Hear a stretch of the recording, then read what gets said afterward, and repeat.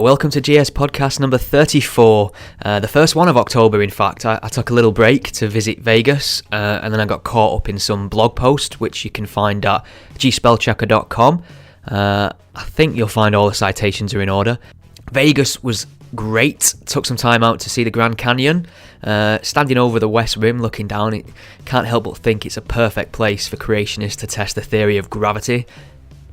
Maybe that'll end up on Salon as amateur podcast advocates throwing creationists off a cliff. Today's episode is brilliant. It came about in a very strange way via an email from Eiynah, who's on the podcast, who's doing some fantastic work to help broaden the minds on issues of sexuality in areas where it's very taboo, at great risk to herself as well. Eiynah's intrigued by British politics, especially the phenomenon of the English Defence League, and she contacted me to ask whether or not I'd be interested in airing a conversation between herself and Tommy Robinson, who's the founder of the EDL, has now left the EDL.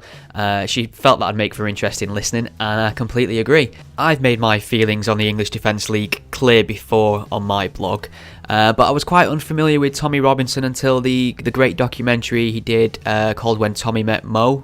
And it kind of changed my perception of him. He wasn't quite what I expected, and I'd imagine the way he speaks on this podcast may have the same effect on others as well, so definitely let me know what you thought. The premise of this podcast was basically for myself just to take a back seat where possible and let these two talk, and it was wonderful hearing them fire questions back and forward.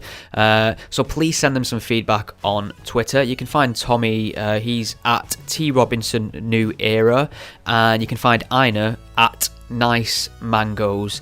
You'll have to ask her to explain that. You can support the podcast as always at patreon.com/gspellchecker.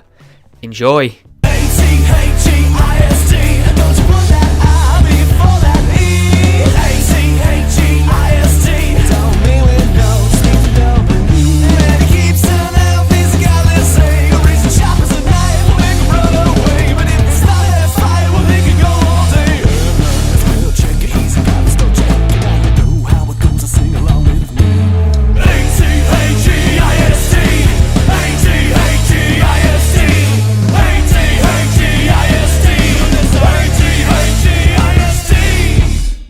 I'm fortunate enough to have two guests for today's GS podcast. I have with me on the line Eiynah, hello. Hello. And Tommy Robinson, hello. Good evening. Eiynah, I was wondering if maybe you could give us a little bit of background about your work and where you're coming from. So basically, I'm a blogger, illustrator about sexuality in South Asia, mostly Pakistan. I've written a couple of kids' books, picture books, and I get a lot of friendly emails. You and Tommy should compare. That'd be an interesting read. Yeah, I'm sure. So tell us a little bit about the nature of your book. What does it involve? I had a good read of that the other day, and it's absolutely brilliant, but it's quite a contentious issue in the circles you're trying to provide the book. Yeah, so the book is called My Chacha is Gay, which means my uncle is gay, and it's written from the perspective of a child and how he really doesn't understand why people are mean to his uncle, because his uncle is the very best uncle in the world. So it's really trying to portray that innocence and simplicity behind the fact that people are people, love belongs to everyone.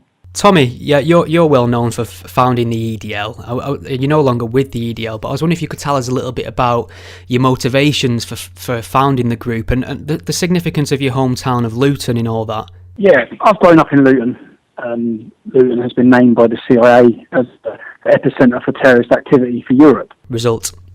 Yeah, we had the fertilizer bomb plot orchestrated from Luton. We had the Stockholm bomber left Luton. He come to Luton, an innocent Muslim from Sweden. He was radicalised, and he went off and tried to blow himself up. Well, he did blow himself up, but unsuccessful in killing anyone else. We had the 7-7 bombers use Luton as their launch pad. They collected their bombs in Luton. Luton has been synonymous with terrorism.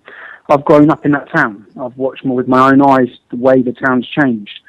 I've watched it decay in certain senses with regards to funding, council funding. We see favouritism, we see special treatment given to one community rather than all the other communities. We see a police force that's weak and unable to tackle these issues, unwilling to tackle these issues. And many times we see non-Muslims being victims of crime and then being victims again when the police begin to get involved, because straight away the perpetrator is a Muslim.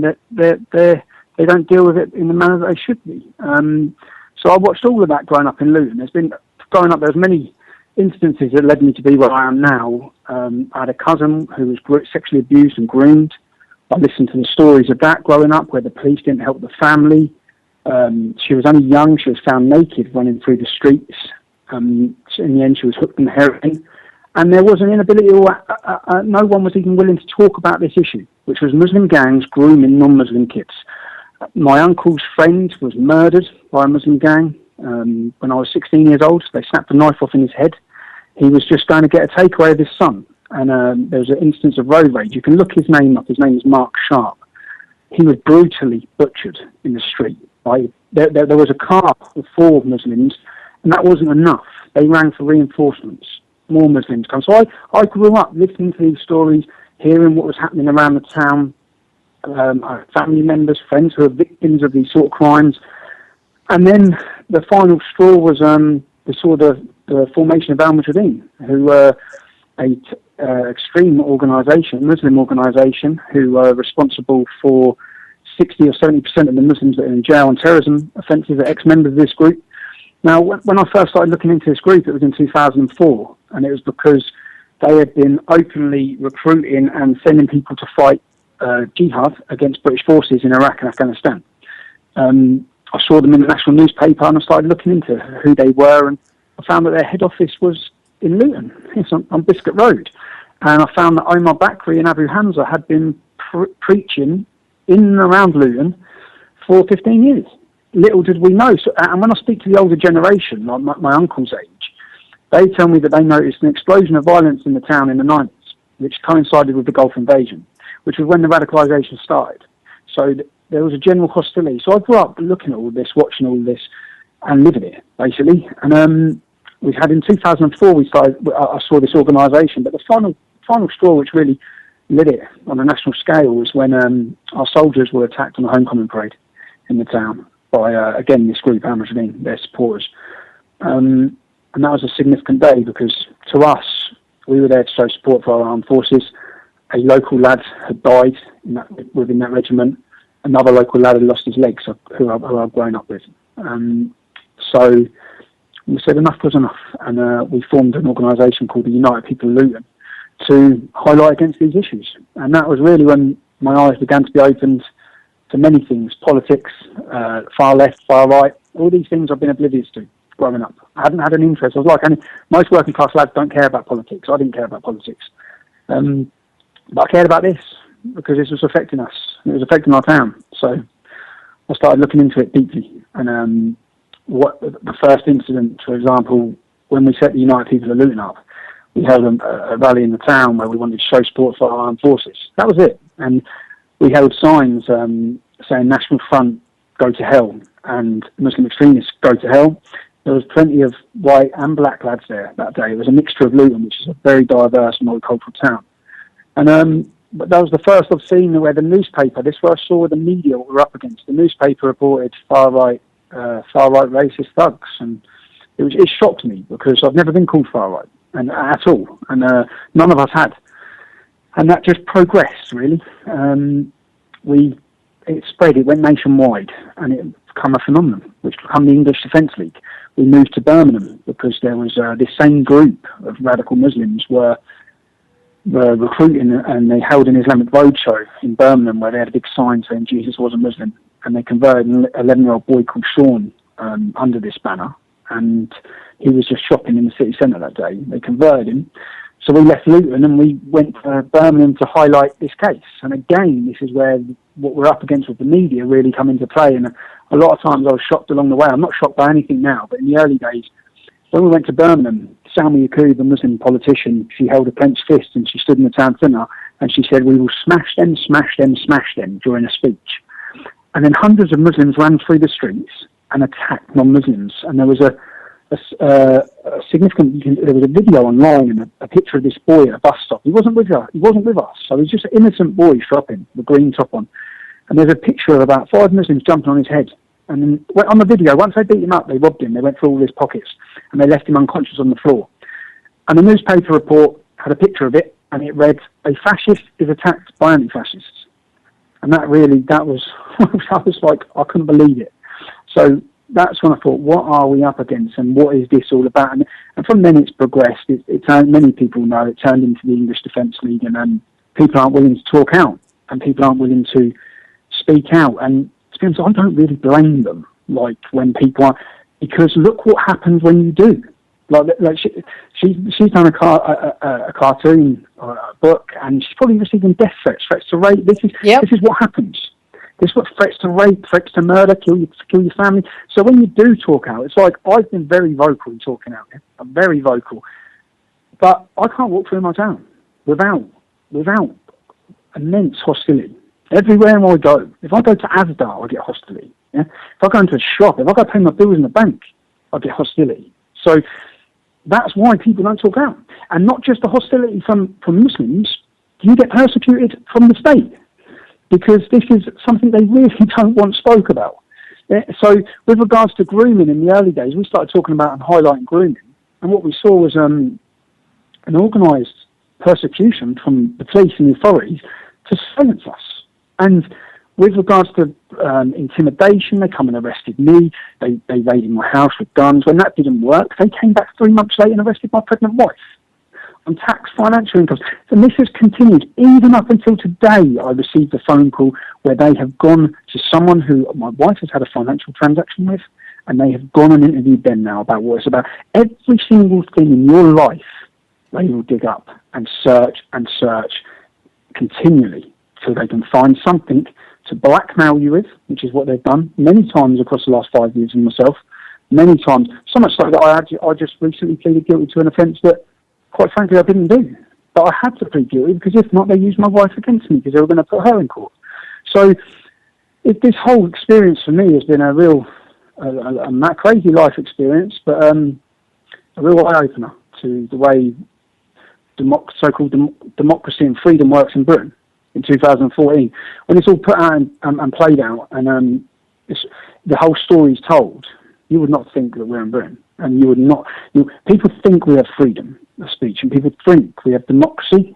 That's only until you try speaking out against something, because you're not allowed to. Basically, you're not allowed to criticise, and that's where this whole we've seen it with Rotherham reports, where everyone's so scared, and there is a reason why they're scared, and it's justified. So these people who are I was in a position where I had my own business. I've lost everything like that wise, yeah. But most people who are sitting in their jobs, they've got mortgages, they've got their children in their school, they're working very long hours, they're trying to provide for their family, and they know if they speak out, they lose their job. And that's where we're at. And that's why it's sort of like they've got the whole country scared. And everyone's been walking on eggshells. And the more people that do, it gives courage to others to. And then many people can play their part. It's not just like one person taking it on. Everywhere along the line, people can, just by speaking out, they give courage to others too. And there was kind of time which I think we are already, I think 5 years ago, people would have been whispering the word Islam. And people didn't really know that much about the ideology. Now, I see so many, which one thing we managed to do with the EDO is we did manage to politicise a generation of youth, of working class youth, to understand politics, to listen to politics, get involved in the debate as such, which is what it is. And obviously I left the English Defence League now. I do think that I still see things with the English Defence League the way they're being stereotyped, which is wrong. Okay, well, there's plenty of topics you've touched on there that I'm I know. Don't stop dry. Oh, that's great. That's why we invite you on to talk. It'd be no fun to ask you to shut up.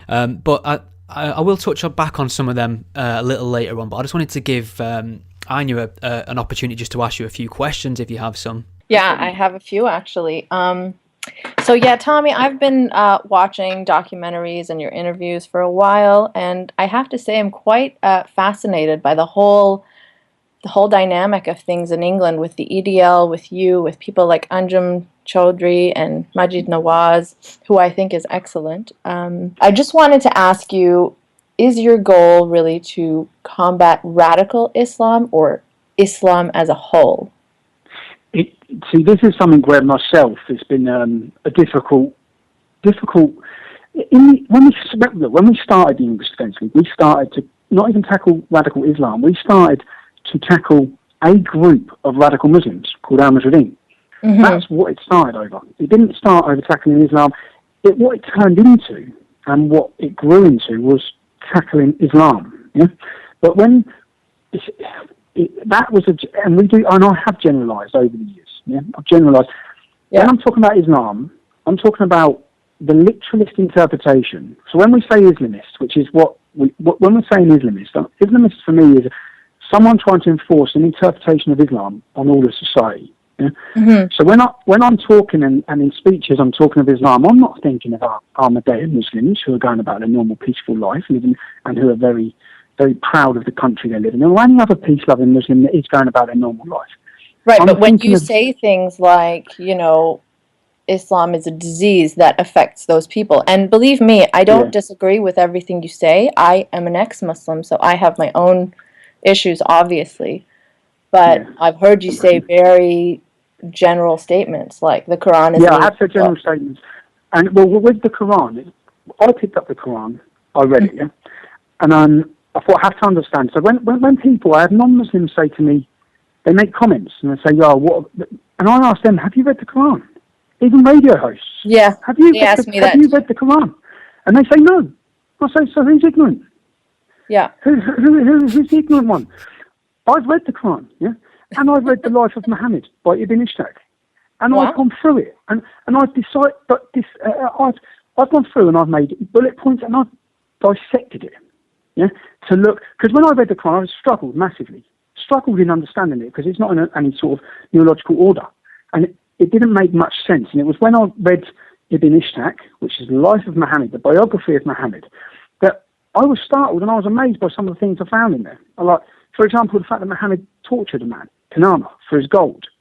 The fact that he did sell slavery. The fact that he ordered the beheading of 600 Jews. Okay, but there are references in the Bible to slavery, to rape, and I mean, people can... That also... Of course, but my point... of course, but when I read this, and I put Muhammad on the pedestal as Jesus is, Muhammad was the word of God. So when I'm reading, that's when I struggled. I thought, bloody hell. And it was a shock to me because I didn't know anything. Right. Obviously, I didn't know anything. I had Muslim friends at school. I didn't know anything really about the religion they followed. So when I look at these things, and then I read the Quran, and then I read certain things, I understood where these Islamists are coming from. It's not like they're making it all up. Of course. It's not like they're making it all up. So there is stuff in the scripture that will back them for everything they do. I agree with you on that. Which they use, which then is one of trying to, it's then one trying to work out. It's like I've just come out of prison and I've seen in the prison system where I tried to work out when I'm first in there. Islam is being used, because Islam in the prison system is now a gang. That's it. It's a gang. It's not even really a religion, because all the people I'm talking to who are converted, when they're arguing with me through themselves, when I'm talking to them about Islam, they don't know anything about it. Okay, so you're right when you say that Islam provides these Islamists with reasons and excuses to commit the atrocities that they do commit.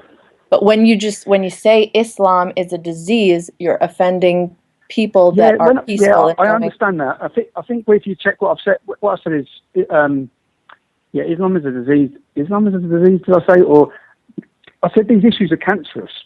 But at the same time, I recognize that it's important to be able to have the freedom to criticize something freely, which Islam and Muslims do not allow. Even the most moderate Muslims will not accept, most criticism.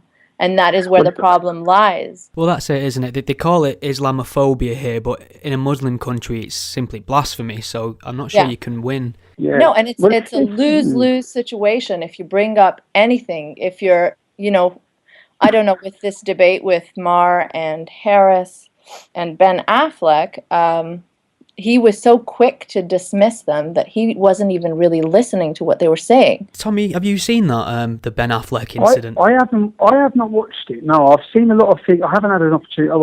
I haven't sat down and watched it, but I have seen the storm that brewed over it. I've seen the comments going around, and with this is Islamophobic. It's a very difficult one. It's a very difficult one for anyone to be able to solve. When you say even Muslims, like when I've met with Quilliam, I didn't know much about them, and the Sama I met in Quilliam, who is extremely religious, he accepts criticism. He's an imam, and he openly accepts the criticism, and that's where you have to be. We have to be in a situation where there's angry people. That's the only way forward, I think. Yeah, British people are angry. So, and if they're going to, if certain parts of the Islamic ideology, they deserve criticising. Okay, but can I just ask you about one thing here? When you say British people are angry, I think this is also part of the issue. You exclude the British Muslims from this when they, I feel, are just as British. And the other day you tweeted something about two-tiered policing, which I think you have a very valid point. If people are afraid to criticize a certain group, then maybe the police does go easy on them. But when you say, they're beating up on the British lads and they're letting the Muslim people go, that creates this division. Well, I understand, but in that picture that I'm talking about, those Muslims are members of the Al Mujahideen. Now, if you ask them, are you British? If you ask them, are you English? They will gladly tell you no. They'll say, I'm Muslim first, Muslim second, and Muslim third. And I only have this passport, because there's interview after interview of them saying it. So that picture, when I'm making that comment, that's not, I know there's British Muslims. In fact, I think you can be an English Muslim, which is what I said to Ghaffar. I said to Ghaffar and some of the lads in Quilliam, if you're born here, which you are, right? My mum was an Irish immigrant. I'm born here, okay? I'm English. Mm-hmm. That's it. And at some point, throughout 1,000 years of history, many people in this country who have come to this country have made that transition. Some people it takes a generation, some people it takes three generations. We have a problem when probably 8 or 9 generations down the road, we're going to have Pakistani heritage people saying, I'm Pakistani. Because you have to, at some point, embrace this country. They just want to acknowledge that I call myself Pakistani-Canadian. And that's fine. But I don't appreciate when someone asks me to drop that. You know what I mean? No, I'm not asking anyone to drop it. I don't call myself Irish English. And my mum's Irish. I think what we might be concerned about is in a multicultural society, as they say, with so much multiculturalism, we run the risk of having too many insular societies within British culture.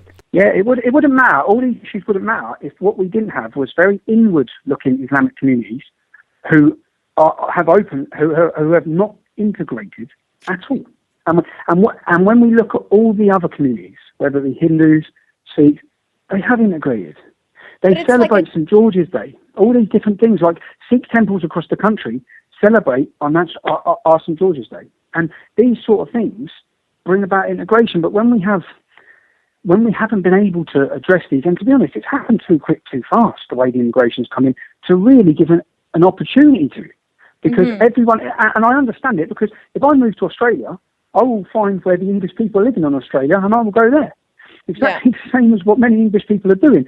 But if we want integration, and the worrying thing is when we look at the demographics, the speed of the demographic in this country, how quickly it's rose, how quickly the Islamic demographic is still, or the Muslim demographic is still rising, we haven't got it right now. And we still have immigration coming in. We still have uncontrolled. If we shut the borders now, it would take us 10, 15 years to try and solve these issues. Probably more, probably generations. But we're just adding to them. And it is scary. And a lot of this comes about from people are fearful. Everyone I talk to, they're scared. They're looking at their kids and thinking, what is it going to be like for these kids? The next generation. When we've got openly, if you look at Hizb ut-Tahrir in this country, they're banned now in Australia, they're banned in Germany, they're banned in many, many countries. Who's banned? Hizb ut-Tahrir, HT, which is an Islamist organisation. It's what Majid Nawaz used to be a member of. But Hizb ut-Tahrir held a conference. This was in 2007, They had 10,000 people at their conference. Now, they are a political organisation. They are like the Labour Party. They want a caliphate. They have a manifesto. Yeah. Now, they got 10,000 people at their conference out of a population of 3 or 4%. The Labour Party could not get 10,000 people at their conference. But you see, the Conservatives can get 10,000 people at their conference. So it is a big problem. It's frightening. I mean, the numbers that these people are able to rally together, these extremists, that is frightening. And under the guise of multiculturalism, they get away with a lot because nobody's willing to point fingers or call out the real issues, which I think it's admirable that you do that. But I think it would be more effective if you used, I don't know, softer communication, perhaps. Like, if we're all aiming towards the same thing, like if I came at you, you might be a lovely guy, but if I'm like, hi, Tommy, your people colonize my people, that already starts us off on a negative tone. If you go in... Of course, and many people, obviously, over the last 5 years, when leading media, there's been many instances, for example, people say, you said this, you said that, and when we go back and look at it, it's like, look, I've led this organisation for 5 years. There's been a lot of ups and downs during that 5 years. One of the things someone pulled me on the other day was something I said where I said political Islam is a disease that's spreading through our country. It was like said an hour after Lee Rigby had his head cut off.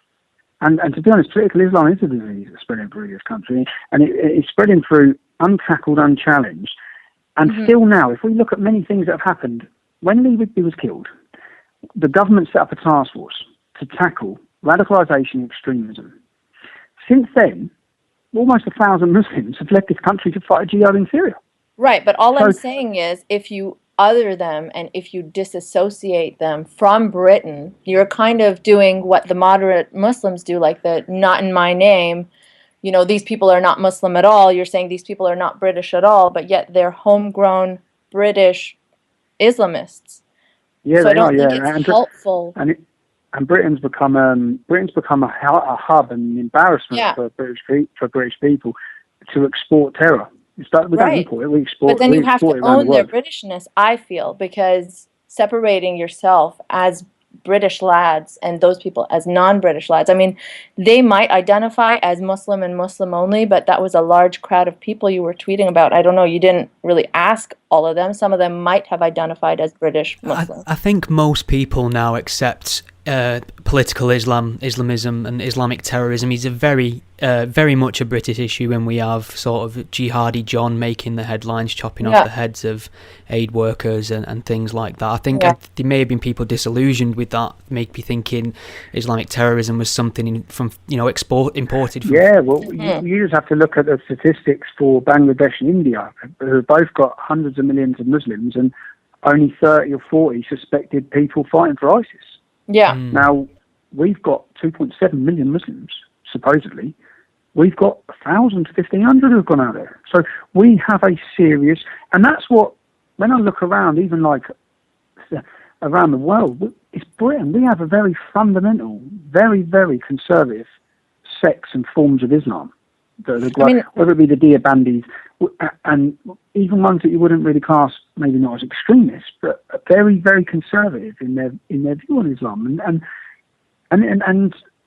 it doesn't look good or bright for the future. And when you see Muslims, like when I've met with Quilliam, and if you listen to my speeches throughout the 5 years leading the EDL, I've always said, look, some of the best people I've met through growing up are Muslim. They are. That's not a lie. I've never made that up.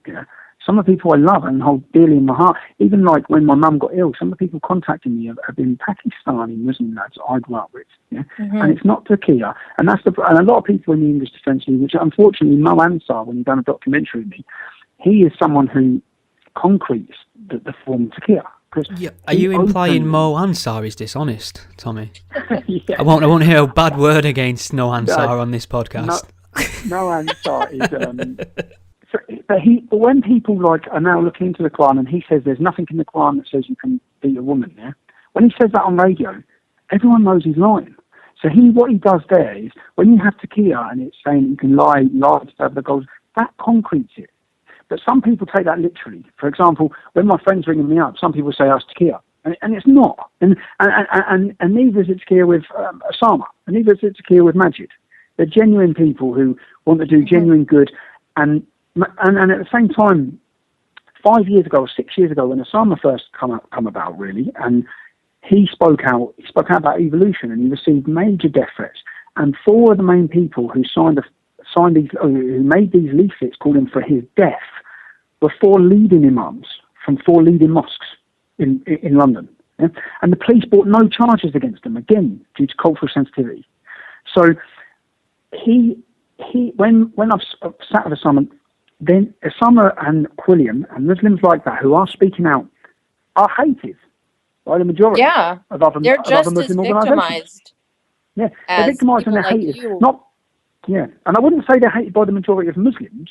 I'd say they're hated by the representative Muslim organisations and public faces of Muslims. For example, in my hometown, we have one Salafi mosque, one major Salafi mosque, but it is that imam who has become the face of Luton's Muslims. And the reason why is because he's English-speaking, he's silver-tongued, and it's him that then has a seat with the council. It's him that then we look at, and every time they come up about Muslims in Luton, it's him that we're seeing on the TV.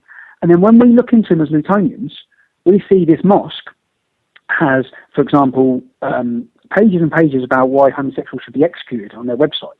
They have a 12-page reason as to why women should be lashed for adultery. So that is what we then view. Well, this is what of course, this is the conclusion we're going to come to of Islam.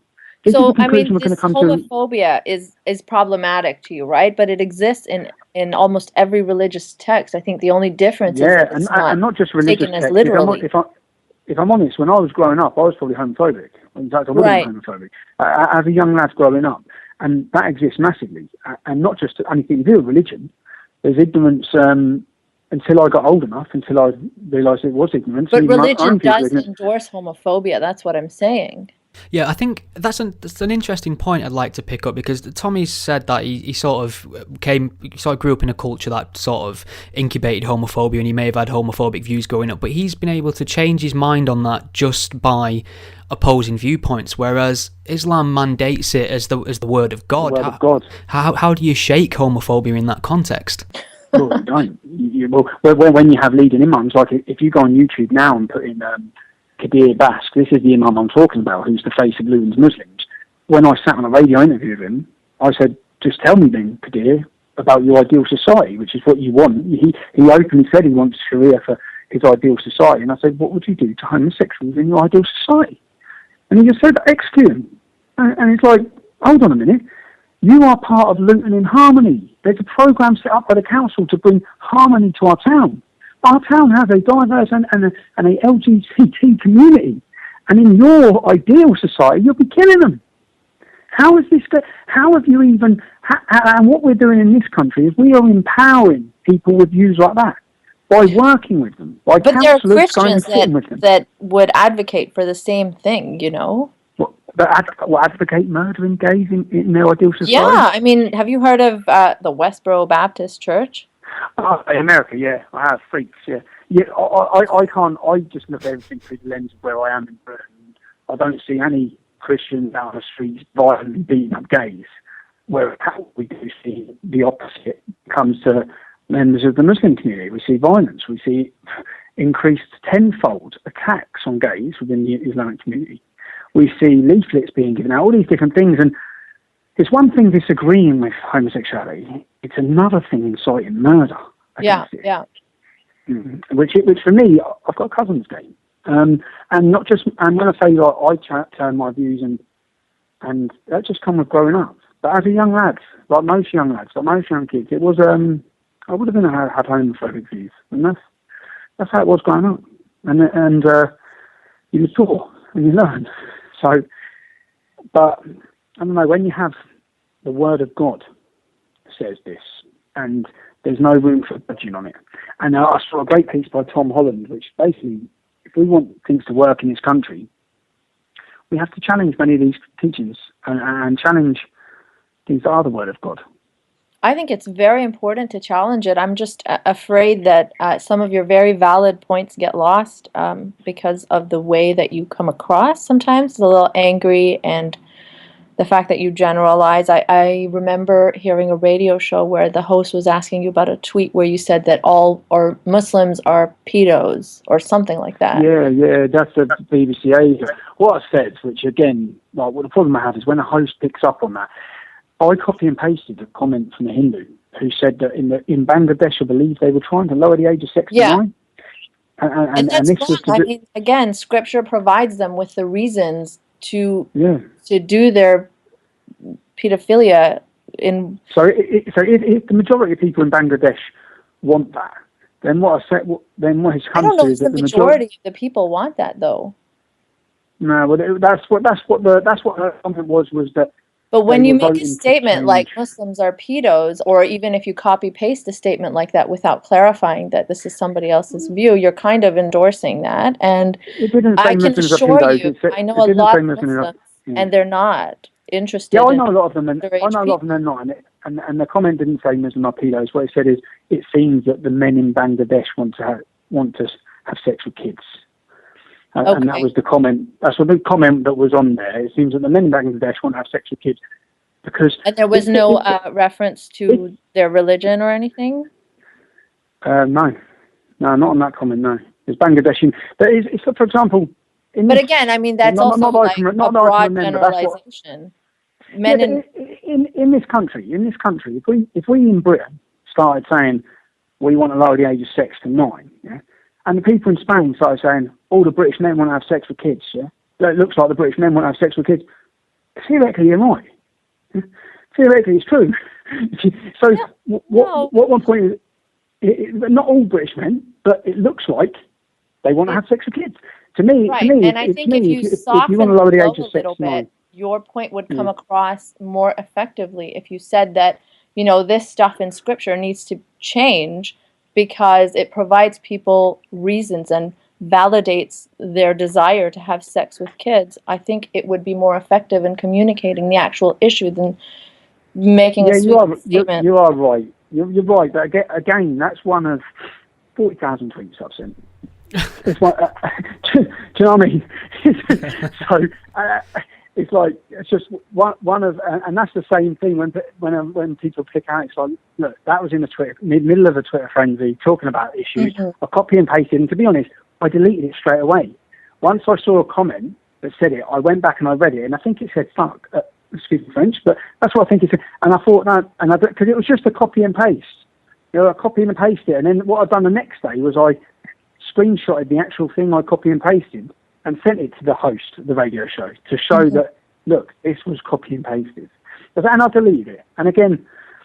But you deleted it because you realized that making that statement is perhaps not effective, or why did you... I realised it wasn't... When I read... It says fuck kids, it didn't come across pretty good, if I'm honest.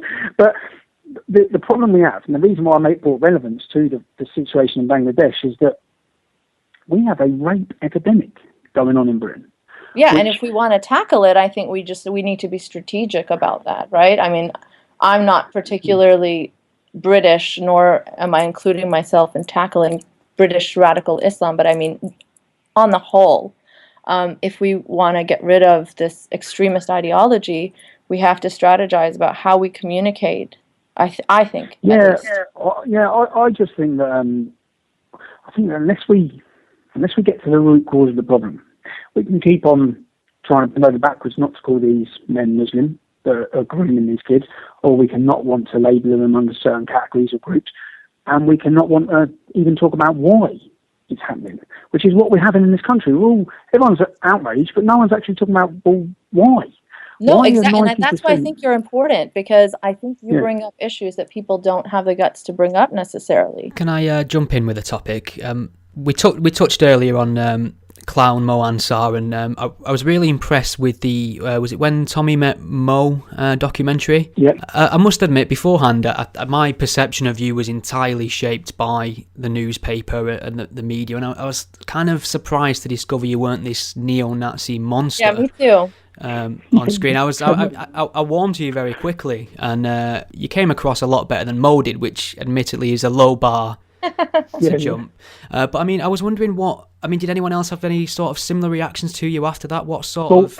Not just that. It's like every time, basically over the last 5 years, anyone that's contacted me, Muslims, non-Muslims, anyone, imams, and said they'd want to talk, I've been up for dialogue the whole time. So I say, yeah, Sam, let's meet. And every time I leave a group of even Muslims, they all say, oh, you're not what I expected. I said, what do you mean? Because what I've been portrayed is they expect an animal. Or that's what they're expecting. Someone who's not reasonable, not open for dialogue. And a lot of people have this view when you say like Nazi thug. I've grown up in Luton, and everyone I know is of immigrant descent. And it's like, I have not grown up in some polarised, completely white area. And I have these ignorant, racist views of people. It couldn't be further from the truth. I've grown up and experienced everything to do with diversity. Everything through my school time. And I'm basing my views, and I have great Muslim friends, and it was very difficult, and there were so many very awkward moments for me, when leading English potentially, because of the friends I have. And at times I felt awkward and embarrassed at times, to do with some of the things I was doing, but at the same time I had to weigh that up with, but these things need to be talked about. They need to be spoke. And I'm sorry if if it offends my friend. I am sorry, but I am offended. I'm offended every day. Yeah. Can I ask you something about the documentary in particular? There was a scene where you went into the mosque with Mo, and you were questioning why women aren't allowed to pray side by side with the men. Yeah. And he explained to you some very weak excuse, some like terrible sexist excuse. He said something like, "Oh, if there was a woman praying in front of you, would you be able to concentrate?" In other words, he'd be looking at her ass, he said. Exactly. Like, he wouldn't be able to stop you himself did looking say at her that bum. you kind of understood. I'm a feminist, and I was not. Maybe you were just trying to be polite. So I was offended by his explanation, which, I mean, you're not really giving credit to men either. Like, can they not focus on anything if there's a woman present? Yeah. Like, it's offensive to both sides, really. That's no explanation for why men and women can't pray side by side, or, why women can't pray in front of men just because. Well, not even just why they can't pray side by side. In many mosques, but women can't even go in them. No, I know they have separate entrances. I mean, that's a whole other. Not just separate entrances. Some of them they're not allowed in at all. Yeah, I mean, I find gender segregation disgusting beyond belief. Like it is so offensive to me. I can't. That's a whole. I don't know if you've followed the situation in British universities where they've introduced gender segregation. But yeah, so I wanted to ask you. You said to Mo that you kind of understand that.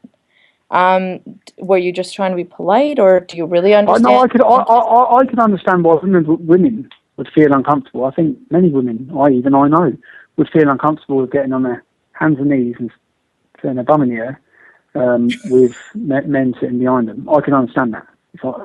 I get that. Like, I think some women are conscious anyway, so without having to sit on the floor and put their ass in the air with a row full of lads behind them. So that's just my personal perspective. But then the choice should be the woman's choice, right? Like if it should be, of course, yeah. It's just when he said that to me, I thought about it, and that's exactly the process I thought of. I thought, I'll sort of get some women. Some women wouldn't want that. I mean, nothing to do with the men telling them they can't. But it's about the men not wanting that because they can't control their lust, apparently, for 2 seconds. Yeah, that's the reason. Yeah, that's the reason given, yeah. I mean, it's a disgusting the opposite way to what I was thinking. I was automatically thinking, because of women's consciousness, they might not want that. So, yeah. The only issue I can think of that I wanted to pick up on in that documentary was your proclamation that this is sort of a Christian country. And I wanted to know how you feel about that, because me personally, as a secularist, as somebody who really would favour a separation of church and state, I'd rather the country not be identified under a sort of a Abrahamic faith. Mm-hmm. I think that we should recognise, I think even if you're not Christian, we should recognise the history of the country and what's brought it to where it is and what's made it such a great country. Many of our foundations in our country are built off the Ten Commandments, whether we like it or not. And I think morally, Christianity is a very good example to set. So I was brought up by my mum. But it's also homophobic and misogynistic, just like Islam. Yeah. Any of the bad elements you can find in Islam, you can find in the Old Testament. I mean, to be honest, I don't think the Ten Commandments are of particular worth for a progressive society. The first three are about, blaspheming, and there's no mention of, you meant to touch on child grooming before, there's no mention of paedophilia in there. Yeah, I just think that everything that's made us the country we are, when we talk about whether it's a Christian country, whether it means everyone's packed in Christians, we should recognise the history of our country. And the history of our country is that it's a Christian country. That's my personal opinion. Nobody's denying that. It's a perhaps Christian country it's a Christian country. When people say we're a multicultural country, I say no, we're a Christian country with diverse communities. That's what we are. First and foremost. But you are a multicultural country, whether you like it or not. You have a lot of cultures present. No, we have a multicultural communities, but we're not a multicultural country. It's like let's look at Pakistan. It's 10% Christian. We don't say it's a multicultural country. It's not a multicultural country. It's a very unwelcoming country for different cultures, different faiths, and that is the issue. But you have more Christians there in Pakistan probably than we have Muslims here. It's 10% of. I don't know about that at all. I mean, I don't know the stats, but I don't think that's accurate. I think, look at any of the countries in the Middle East. They all have Christian communities. You have Sikhs in Afghanistan. Not Saudi Arabia. That's where I grew up, and they won't allow. Not Saudi Arabia, no. But my point is, we don't call them multicultural countries. We call them Islamic countries. They're not multicultural countries. That's why you don't call them multicultural countries, because they won't accept other cultures, and that's a problem. But England is actually accepting of other cultures and allows them to thrive, which is, well, I hope, which is why people refer to it as a multicultural country. And I think the most successful cities in the world are multicultural. What do we call Egypt? Is that a country? Is that I think so. There's million of Egyptian Copts, millions, churches everywhere. But we don't call it a multicultural. That's just the point I'm making. We don't call it a multicultural country. We recognise the country as an Islamic country. But they're all Egyptians there. My concern is, I mean, obviously you have a point. We have to recognise our cultural Christian heritage. I recognise that. The issue I have is identifying with it. I think we could do with identifying with something a little bit more progressive. Many people don't. Many people don't. But then it's the difficult one a lot of the time when the people we see who being progressive are a lot of the time Marxists or communists who are very anti-Christian, and it's the breakdown of Christianity that really is their goal. Many of these groups, so sort of, and when you look at statistics of how many people identify themselves as Christian in the last census, it went up, and I think it went up because I think that's a way of many people identifying with who they are, but whether they believe in God or not, whether they do or not. I believe in people saying, yeah, I'm a Christian, and I think that a lot of ways is a rebellious way of saying, I'm not Muslim because of the way they're being made to feel in this country. That's what I see. That's just what I see. I may be wrong. That's what I see. So even I don't see it as a problem. I don't see Christianity being a problem. And when we talk about backward or homophobia, yeah, there is homophobia, and the church needs to wake up as well. The church needs to wake up on many issues. Look at the paedophile crisis within the Catholic Church. It's disgusting. I mean, I think you're spot on about the census. I think identifying as Christian has become a cipher for British and providing a bit of pushback to this perceived Islamic takeover. But the other flip side of that is the government does use them statistics to increase funding for more faith schools or faith-based initiatives and things like that, whereas it's probably not necessarily representative of the British mindset.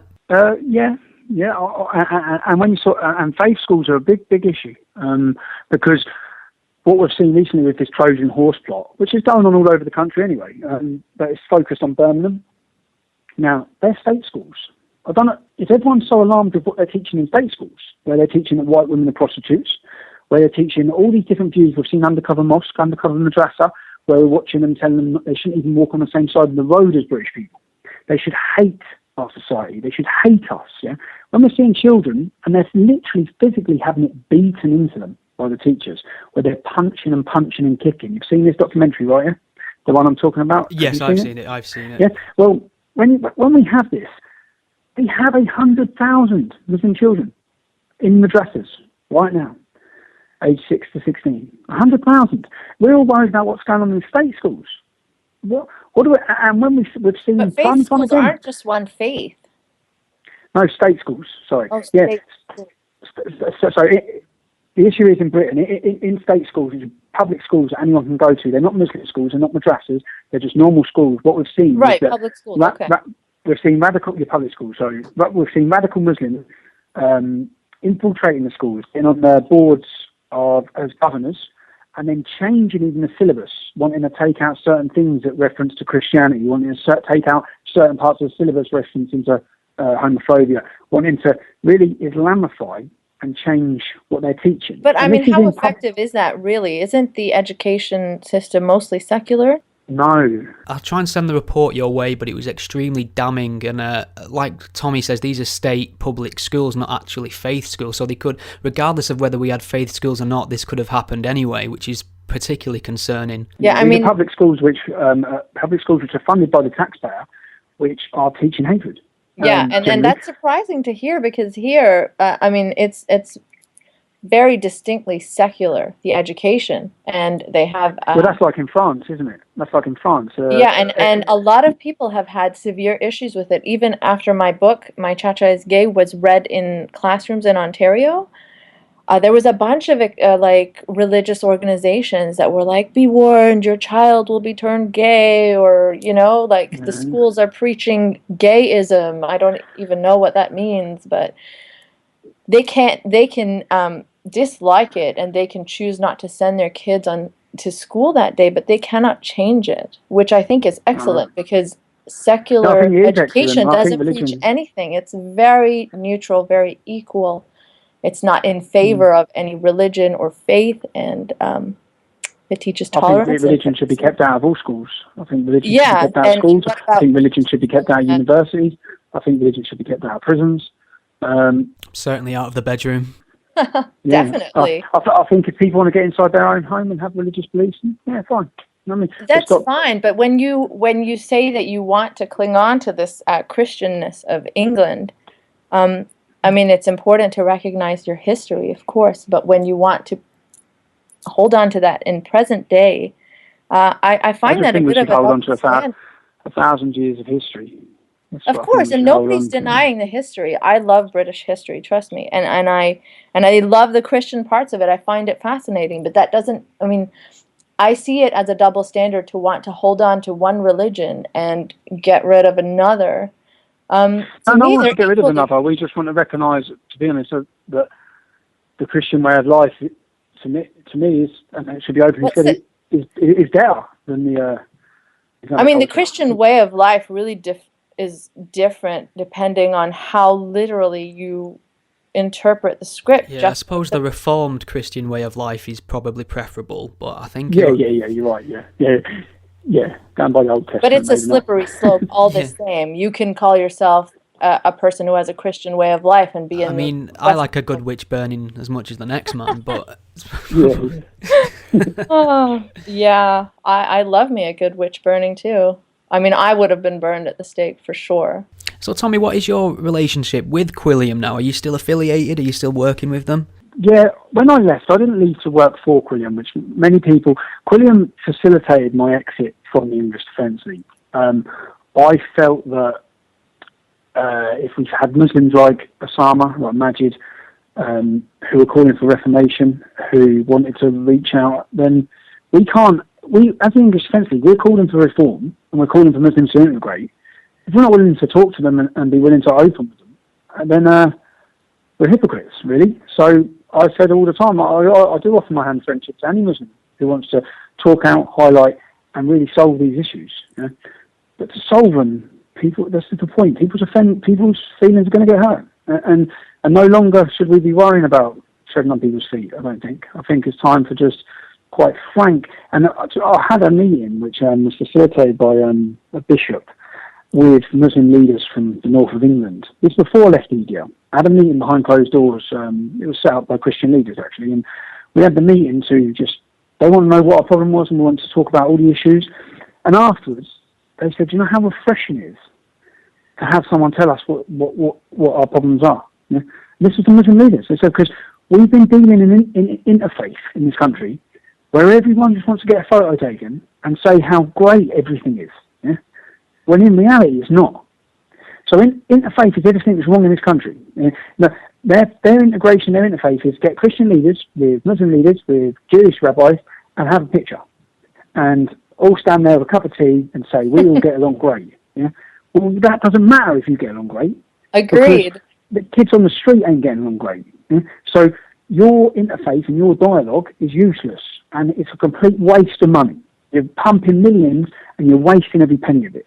Because the people you need having dialogue.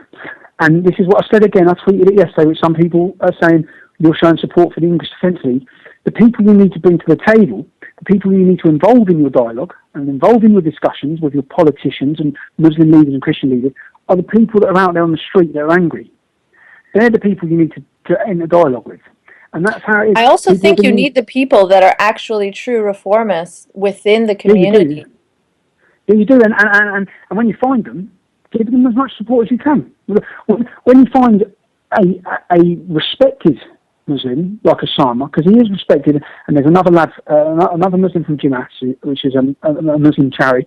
When you find them who have a following, who are willing to challenge the extremism, challenge scripture in a theological way, challenge all these issues, then they deserve every bit of the support they can get.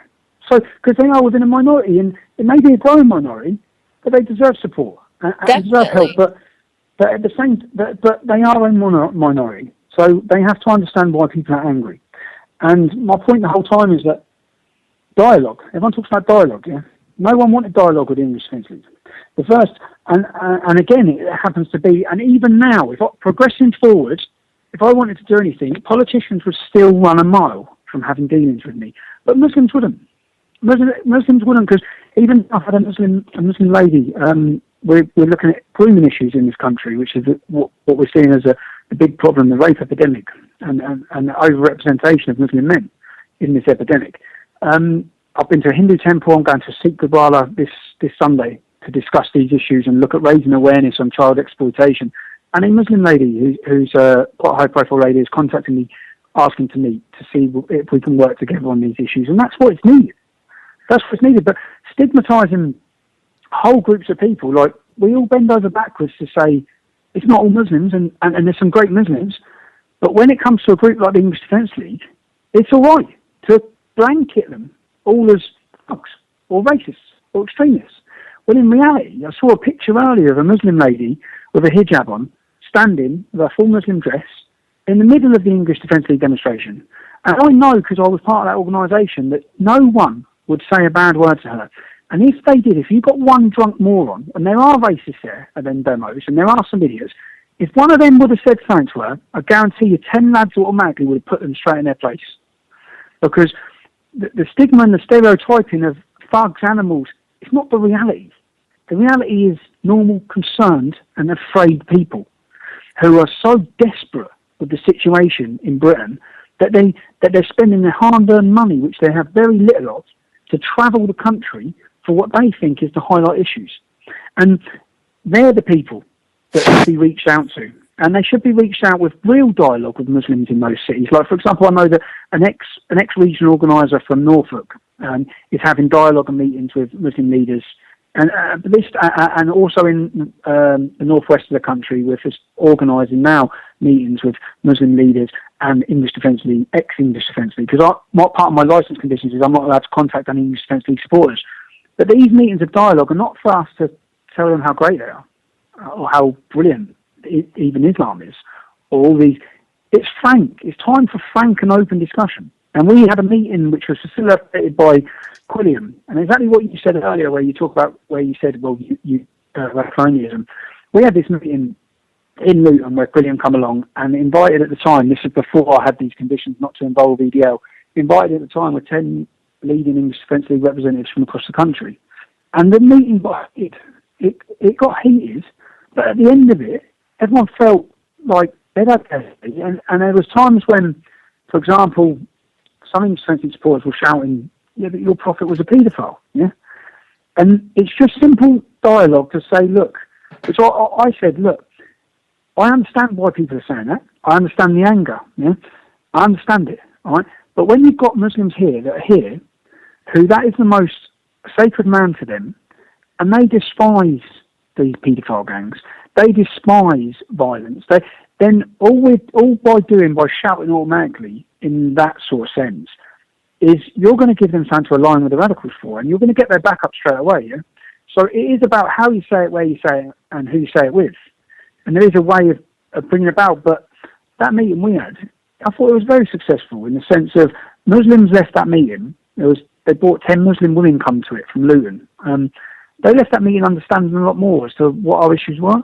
Yeah, and I when mean, I talked if about people are honest and willing to listen, I think that's really where it starts. Where people like Reza Aslan fail is that they just start off lying. I'm sorry to say it, but He's a dick, isn't he? he's very dishonest. He tweeted something today about how FGM, female genital mutilation, has nothing to do with Islam at all, and I mean, that's just a blatant lie. That is. How can you even say that? And at the same time, it's like a lot of the time when you're talking about dialogues, some fundamentalist Muslims, they're not going to budge. They won't budge at all. And that's the problem. It's their way or the highway. Whereas we've always been willing to talk. But if we want to bring out change, I think we need, you need to focus on perhaps. I don't want to give you advice here, but like statements like the pedophilia statement, they're just not effective communication. And I'm agreeing with your base point here, but it just gets lost, you know? Yeah, I understand. Yeah. Okay, guys. Well, this has been excellent. I mean, I could probably speak to you two all night, but I am conscious we're just heading up to the hour mark now, and I thought I'd let Eiynah throw one last question over to Tommy. Cool. So I just wanted to ask about a bit more about your issues with halal meat, and if you feel the same way about kosher meat. Yep. Okay. Many issues with halal meat, really. Okay. Many. With regards to when I've looked at the funding, where the funding's going, there's a brilliant video done by Q Society in Australia, which highlights a lot of these issues as to when I'm buying some meat, I don't want a 1% chance that some of the money that I'm spending is going to radical extremist organisations who are funding what they would call freedom fighting. Yeah? I don't want any chance of that. And I also, if a Muslim will not just eat normal meat that hasn't been blessed in the God's name, how are we expected to eat meat that's been blessed in a God's name that we do not believe in? Yeah? And if you ask me, have I eaten halal meat? Yes, I have. Of course I have. I live in Luton Town, where if I go to my local restaurants, every restaurant in my town centre is halal. Yeah? Every single one of them. At Wembley Football Stadium is halal. Now, certain issues, when you look at whether it's fair or not, we saw 5,000 Pakistani butchers, imported, had to come in to keep up with the thriving halal market. I think we should be training 5,000 British people to keep up with the meat industry. We've built 5 huge abattoirs in this country to keep up with the halal market. And the way it's growing, and I think it's something like 30% of our meat is halal across Britain. Again, 4% of the country are dictating the meat. We're seeing it in schools. Whole entire schools changing their menus to halal. Not even giving a choice. But I don't think they're thinking that, we're funding terrorism. They're thinking, no, they're thinking let's finance. make this meat accessible to more people, perhaps. Yeah, but if it's not acceptable to some people, then what? Then there should be a choice. I mean, I get your point about where the money is going, but the fact that if they don't eat our meat, we won't eat their, like, that just seems a little childish. No, I'm just looking at many. No, you could give me meat that was blessed, to Thor, and I wouldn't care or whatever. But it doesn't say in the Quran that they have to. They can put. I met, as I said, this Salafi imam. Yeah? When I met this Salafi imam called Kadir Bask, we went to a restaurant and I expected it to have to. When we met at a hotel, I said, do you have to eat somewhere that's halal? He said, no, of course not. I said, what do you mean, of course not? Because I don't have to eat halal. And this was a leading imam. I said, what's it all about then? He said, it's all about money, keeping the money in the community. This is from an imam. So I thought, well, you don't have to eat halal, which you don't, because it doesn't say in the Quran you have to eat halal. And they can just say a prayer over it. Then what is it all about? It's about keeping, and then you see, for example, these massive avatars that are being formed, they only employ Muslims. So if we have a meat market that becomes 100% halal, it's not going to. I doubt it. No, but if it does, it's already 30%. Every single major institution is turning halal. Everywhere's turning halal. So KFCs, everywhere's going halal. So say for example, if it does. So do you feel similarly about kosher meat or no? No, because kosher meat is in very, very small as should be expected for a very small community in Britain. You want kosher meat, you have to go to a kosher butcher's, which is in a kosher area. If I walk into many of the major supermarkets in this country, it will not even say halal, but it is halal. Now that's wrong. Mm-hmm. Yeah, and it's not stunned. So yeah, it's like, the animal welfare is a huge problem. It's not stunned, and kosher meat. It's not stunned either way, though. It's not stunned in kosher either. It's absolutely not stunned in kosher. Yeah, No, there's no bend. Kosher meat's And it's worse like- for me in that respect. And it's so many. Obviously, it's just look. It's And you're a vegetarian, right, Tommy? yeah, of course, yeah. I mean, not Tommy. I mean, sorry, Yeah. Steve, is it? No, Steve? look. Tommy, are you genuinely a I'm not. vegetarian? No, No. I'm not a vegetarian. There we no. go. I thought I had another reason to like you for a moment. No, it's just I walked into there's one restaurant called the Meat Company. It's a brilliant restaurant. It's in London. I don't have to know it, but when I went in there, they said halal menu, non-halal menu. I said that's better. Well done, well done. You know what I mean? Well done. You're catering for everybody rather than just catering for the minority that come in here. Because that's what we're seeing. If I want to go to my local Nando's, I have But I mean, to. that sounds a little to me like the people who think there's a war on Christmas, and there really isn't a war on Christmas. Well, there were 6 councils that changed the name of Christmas. 6 in 2009, I believe. I think it's just modernity. I don't think it's a war. It's no, it's not a war. But then again, when you say, look, we're not trying to hijack Eid or Diwali. You celebrate that happily. And no, nobody's trying to hijack Christmas either. No, they are. The councils are, and there's no Muslims are, because Muslims don't care if it's called Christmas. Yeah, but what councils are doing, whether they thought it was to generate more money by getting more members of the community in, they start calling it Winter Festival. And we're turning I think they're just trying to be more inclusive, and sometimes that goes too far. I agree with you, and it's the PC inclusive people that are really afraid to bring up these issues. It's those little things, you know, when they change name. Say like when the council say like Luton this year, they didn't have Christmas lights. Yeah, when they do that, yeah, they had no Christmas lights, and what they said is it was because of funding. Yeah, and I think 2 days before Christmas or 3 days before Christmas, EasyJet put those Christmas lights up in the town, but the council said we can't afford Christmas lights this year. Yeah, so but what they don't realise is when they make that decision, whether it was because they couldn't afford it or whatever, yeah. When they make that decision, all of us in Luton and what everyone says is they blame the Muslims. Whereas in reality, the Muslims don't care. It's got nothing to do with them. But they're getting the blame. Whether they like it or not, everyone's saying, we're not even at Christmas lights now because of them. Yeah, yeah, but then, I mean, people are believing that it's some conspiracy, right? It's not, I don't think. Well, no, it's not. But when they have Eid in Luton, they have theme parks set up. Yeah? They have everything you can think of. Yeah? So I'm talking about how it's viewed. And it's not the Muslims' fault, because they probably...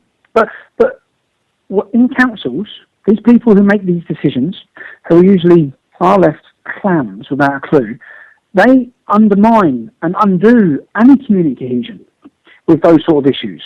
All these sort of issues of the erosion of culture, like St George's Day in my town, they sent out letters at the school saying, anyone who brings in the emblem of St George on St George's Day will be sent home. Yeah? When Pakistan won the cricket at exactly the same school, the children had Pakistan flags, face paint. There was a big celebration. When it comes to being English, no, mate, you're not allowed to. Yeah, and I agree that's not right. I think everyone should be held to the same standard, and that's what the problem is. And it's those sort of issues which, when working with Quilliam, which is one of the main things I'd like to address, was when an issue comes up like that. Yeah. For example, in Exeter, we've had a female taxi driver who's had a St George's badge, an England badge, on her taxi for 15 years. Now the council have told her she has to remove it. Yeah? Now, everyone is angry, and everyone feels like their identity is under attack, and it's not big things. Those little decisions chip and chip and chip, and they anger people. And I've done this experiment at the meeting with Quilliam. When I asked the EDL lads, tell me what it is that's angering you. Yeah? And the majority of the points had nothing to do with Muslims. Nothing at all to do with Muslims, but to do with people making decisions that make you feel that your identity is worthless or your culture is worthless, and that's how people feel. And it's many issues. If you look now, white working class children are now the biggest underachievers in schools. Ethnic minorities have excelled. Yeah? And there's a lot of this comes down to the way women they feel. And the way we're feeling lost, and a lot of our youth are walking with their heads down. And a lot of this comes from an alienation and a feeling. I think there's an alienation both ways, though. In everything you say, I feel that there's this us versus them, and it's not like that in Canada, at least not in my experience. It's very much us as a whole country, and I think that's probably why we have less extremists. Britain is very, very divided, and yeah, and that's a problem that has to be addressed as well as the extremism, probably alongside the extremism. But it's not just Britain. So's France, so's Sweden, yeah. so's Norway, so's Denmark. What we see is that wherever we have Islamic communities, we see completely polarised communities. We see us in them. We see zero integration.